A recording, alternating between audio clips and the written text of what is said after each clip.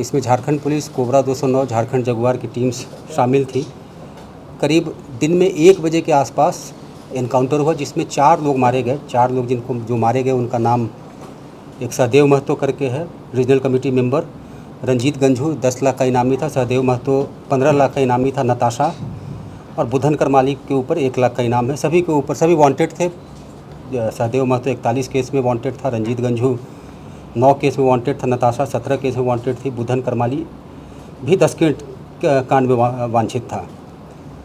जो सर्च हुआ उसमें अभी तक 2 AK-47 राइफ़ल मिला है, एक अमेरिकन कोल्ट AR-15 राइफ़ल मिला है, एक इंसास राइफ़ल मिला है। तो एक तरह से देखा जाए तो 4 में से 3 पुलिस का लूटा हुआ वेपन है, पुलिस के द्वारा पुलिस से लूटा गया था वेपन। सहदेव महतो इस एरिया में पहले एक्टिव था बोकारो के आसपास वाले एरिया में, लेकिन जब पिछली बार हम लोग ऑपरेशन काफ़ी सारा चलाए तो उसके बाद हजारीबाग के पास चला गया और ये 2 टीम मिल करके सहदेव महतो और नताशा जो उसकी पत्नी थी, दोनों टीम मिल करके, इसके अलावा मनोहर गंझू का टीम मिल गया था साथ में, तो 5-6 लोगों का इनपुट मिला था। तो उसमें 4 हम लोग न्यूट्रलाइज़ कर लिए आज। तो एक तरह से देखा जाए तो हजारीबाग बिल्कुल ही नक्सल मुक्त हो गया। जो छोटा सा टीम 4-5 लोगों का बचा रहता था वो भी आज ख़त्म हो गया। एक आदमी मनोहर गंझू पर बचा रह जाता है। एक इम्पॉर्टेंट ऑपरेशन रहा है। देखा जाए तो जो हम लोग लगातार जो टारगेट लेकर चले हैं कि जितना जल्दी हो सके, उसमें अब बहुत ज़्यादा कुछ नहीं बचता है झारखंड में। अगर चाईबासा को छोड़ करके सिर्फ बात करें तो एक आदमी रविंदर गंझू बचता है लोहरदगा में, एक बचता है आपका मनोहर गंझू बच जाता है इस एरिया में, 3 बच जाता है आपका पलामू में नितेश यादव, और 3 ही आदमी बचता है लातेहार में। तो 3-3, 6, 2, 8 बचे रह गए चाईबासा के अलावा।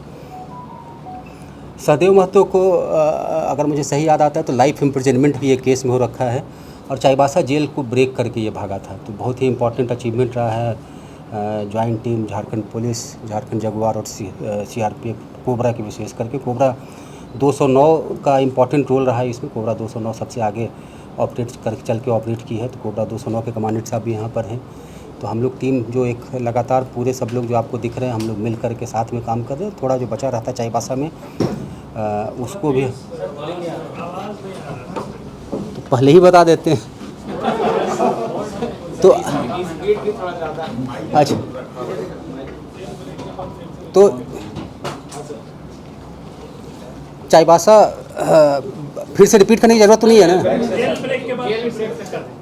तो जैसा मैंने बताया था कि सहदेव महतो को सज़ा भी हो रखी है, लाइफ इम्प्रिजनमेंट हो रखा था पोटा का केस में। चूँकि मुझे याद है उस केस के बारे में, मैं झारखंड काडर का हूँ तो नेचुरली थोड़ी जानकारी उसके बारे में की। और ये जेल ब्रेक करके चाईबासा से 2014 में, अगर मुझे सही जानकारी 2014 में भागा था चाईबासा जेल से। तो एक बहुत ही इम्पॉर्टेंट ये ऑपरेशन था।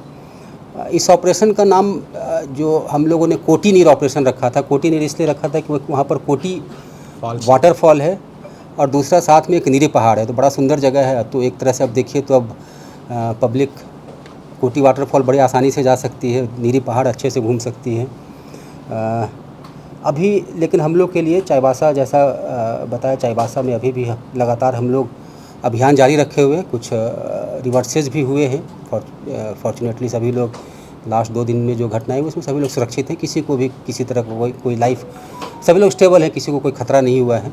हम लोग ऑपरेशन जारी रखे हुए हैं। इसमें मेरा आप लोग के माध्यम से यही अनुरोध रहेगा कि इस लड़ाई, अब ये लड़ाई अंत हो चुका है, अब इस लड़ाई कहीं बचती नहीं है। आप 20-25 आदमी मिल कर के पूरे कंट्री में ख़त्म हो गया, करीब करीब ख़त्म हो गया है। 1-2 आदमी इधर, 1-2 आदमी इधर, इस तरह से करके कोई आंदोलन नहीं हो सकता है। ज़रूरी है कि आप सरेंडर करें और विकास में बाधक ना बनते हुए विकास करने का प्रयास करें। एक जो डेमोक्रेटिक वे है, उस डेमोक्रेटिक वे में काम करके और अपने जो भी आपका इशू है उसको डेमोक्रेटिक तरीके से लगाएं। हथियार छोड़ दें, हथियार के साथ सरेंडर कर दें। झारखंड पुलिस की जो आत्मसमर्पण की नीति है, पुनर्वास की नीति है, बहुत अच्छी है। लगातार करीब काफ़ी लोग सरेंडर किए हैं, काफ़ी लोग पुनर्वासित होकर के अपना नॉर्मली अपनी लाइफ, अपने घर परिवार के साथ रह रहे हैं। तो मेरा बाकी यही है कि आप लोग के माध्यम से कि इस लड़ाई में कुछ है नहीं। आपका जो भी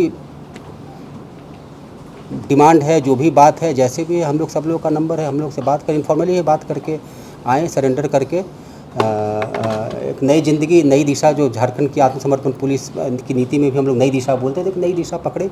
क्योंकि अल्टीमेटली इसमें होना यही है कि आज नहीं तो संघर्ष करते करते एक दिन जा कर के मारे जाएंगे। चाईबासा में भी अभी आपको याद होगा कि जनवरी में ना 22 जनवरी को 17 नक्सली पूरा एक सेंट्रल कमेटी मेंबर मारा गया था। 2 सेंट्रल कमेटी मेंबर और मारा गया था पिछले साल, बोकारो में मारा गया था। तो लड़ाई अंत करके सरेंडर करें, अदरवाइज़ फिर समय के साथ मारे ही जाएंगे। इसमें गांव वालों का भी नुकसान हुआ है, तो गांव वालों का अगर हित की बात करते हैं तो भी सरेंडर कर जाना चाहिए। गांव वाले की जिस तरह से आईडी लगाए उसमें ऐसा नहीं है कि सिर्फ पुलिस का नुकसान हुआ है, पुलिस का भी थोड़ा नुकसान हुआ, पुलिस मतलब सुरक्षा बलों की का भी नुकसान हुआ है, लेकिन अल्टीमेटली गाँव वालों का भी नुकसान हुआ, जिसके लिए कहते हैं कि हम लड़ रहे हैं उनका भी नुकसान ही कर रहे हैं, कोई फ़ायदा उससे नहीं है।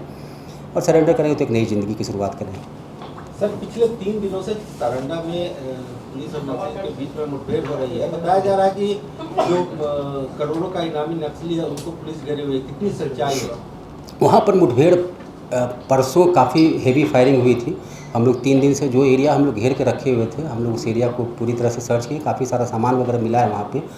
और अभियान हम लोग लगातार जारी रखेंगे।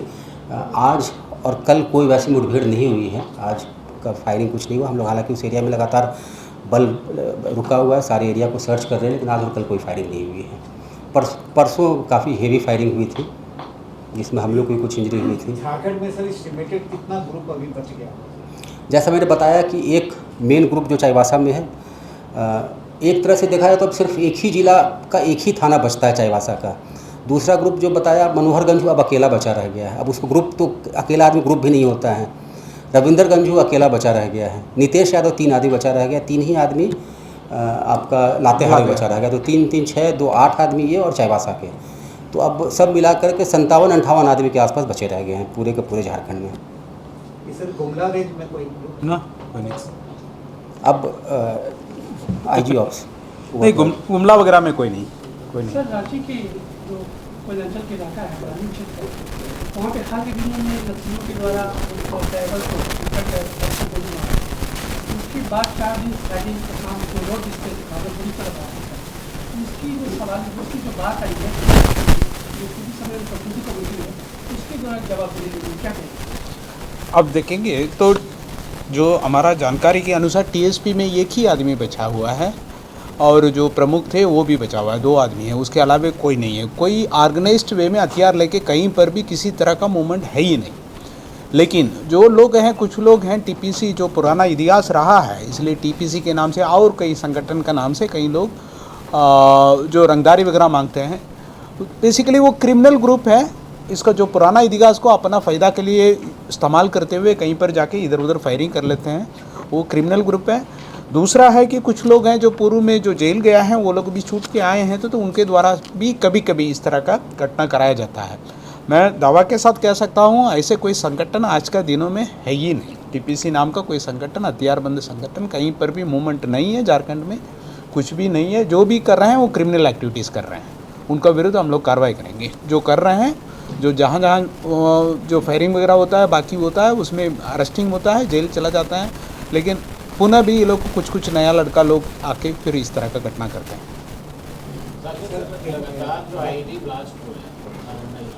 नक्सल के नाम पे उगाही का कोई एक बड़ा चुनौती इस तरह लगातार जवान भी घायल हो रहे हैं।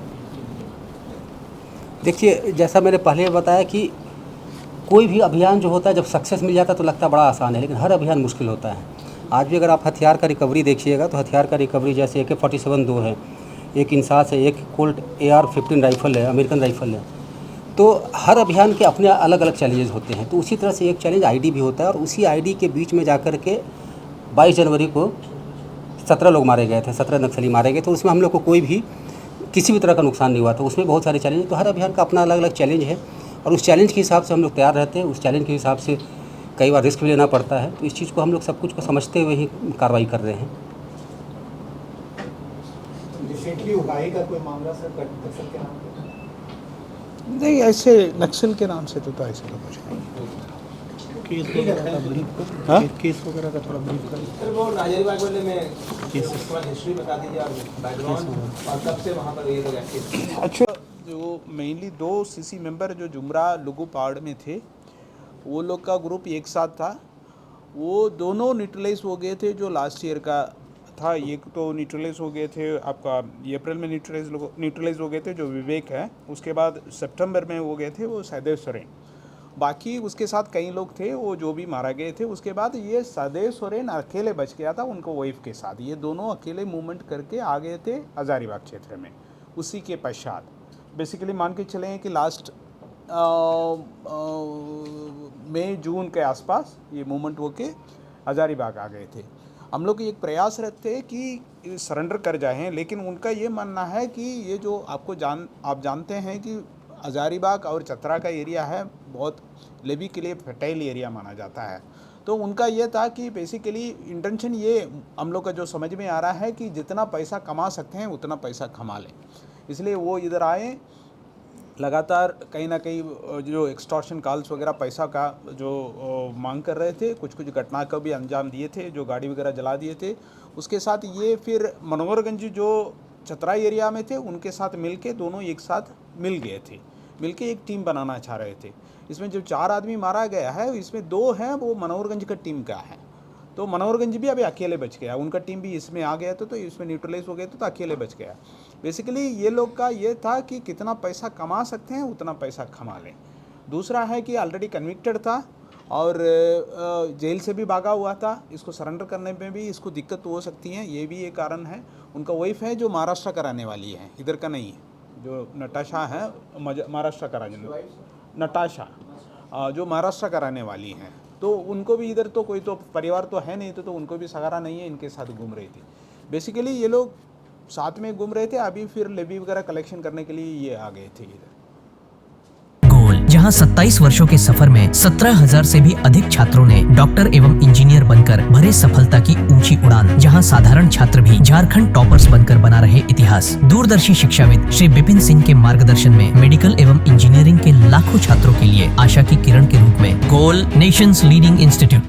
बायोम इंस्टीट्यूट नीट की तैयारी के लिए एक भरोसेमंद नाम। यहाँ अनुभवी फैकल्टी, स्मार्ट क्लासरूम और बेहतरीन टीचिंग मेथड से स्टूडेंट्स को मिलती है मजबूत तैयारी। यहाँ हर स्टूडेंट को मिलता है पर्सनल गाइडेंस और डाउट क्लियरिंग का पूरा सपोर्ट। नीट 2027 और 28 के लिए फेज 2 बैच 30 अप्रैल से शुरू हो रहा है। आज ही बायोम इंस्टीट्यूट से जुड़े और अपने डॉक्टर बनने के सपने को दे सही दिशा। बायोम इंस्टीट्यूट सिर्फ मेडिकल प्रिपरेशन का संस्थान।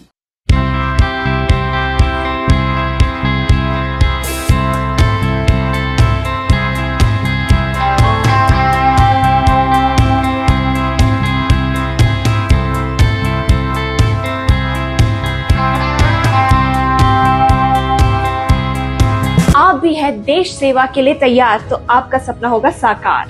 10th 12th के बाद एनडीए में जाने का रास्ता रॉ डिफेंस एकेडमी करेगी आसान। और एडमिशन से पहले सभी जरूरी क्राइटेरिया की जांच की जाती है, जैसे height, weight, eye rotation, chest measurement, carrying angle, colour blindness. यहाँ एक्स एंड सर्विंग ऑफिसर्स के गाइडेंस में रेगुलर एसएसबी और वो सब कुछ जो आपके एग्जाम क्रैक करने के लिए जरूरी है। मतलब एडमिशन से पहले ही आपको पता होगा कि कहाँ मेहनत करनी है। तो ज्यादा इंतजार मत कीजिए, क्योंकि नए बैच की डेट अनाउंस हो चुकी है और अधिक जानकारी के लिए स्क्रीन पे दिए गए नंबर पर संपर्क करें। प्रतियोगिता परीक्षा की तैयारी का एकमात्र संस्थान NIBM banking, SSC, railway, JPSC परीक्षा की करे तैयारी। जौहरी का भूमिका ये संस्था अदा कर रही है और हीरा चमक रहा है। पूरे NIBM परिवार को मैं तहे दिल से धन्यवाद देती हूँ कि उन्होंने अपने कुम्हार के रोल को बहुत अच्छी तरह से निभाया। मेरा सिलेक्शन IBPS CSM में बैंक ऑफ महाराष्ट्र में हुआ है। करंटली मेरा RRBPO में हुआ है। मेरा सिलेक्शन बैंक ऑफ इंडिया में एज ऑफिसर स्केल 1 हुआ है। मेरा सिलेक्शन इंडियन ओवरसीज बैंक में एज PO हुआ है। NIBM झारखंड का एकमात्र संस्थान।